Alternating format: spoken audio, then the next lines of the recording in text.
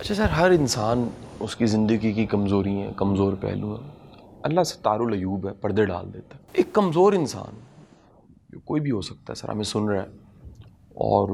وہ گناہوں میں کہیں ڈوبا ہوا ہے، غلطیاں بے شمار ہیں، وہ سچی توبہ کرنا چاہتا ہے، لیکن اس کو خدشہ یہ ہے کہ یہ کہیں میرے چھپے ہوئے جو گناہ اور غلطیاں ہیں یہ ایکسپوز نہ ہو جائیں۔ کیا کرے سر ایسا شخص؟ یہ صرف سوچ کا فرق ہے کہ جو رب تعالیٰ گناہوں میں انسان کے مبتلا ہونے کے باوجود اس کے گناہوں پر پردہ ڈالے ہوئے ہے، تو کیا جب آدمی توبہ کر لے گا اور ان گناہوں سے دور چلا جائے گا تو کیا اللہ تعالیٰ پردہ نہیں ڈالے رکھے گا؟ یہ رب تعالیٰ نے جو کہا کہ وہ آدمی جو گناہوں سے توبہ کر لے، صحیح، برے کاموں سے توبہ کر لے، اس کی مثال بالکل نوزائیدہ بچے کی سی ہو جاتی ہے۔ اس کے پیچھے یہی بات ہے صحیح، کہ اگر ایک انسان گزری ہوئی باتوں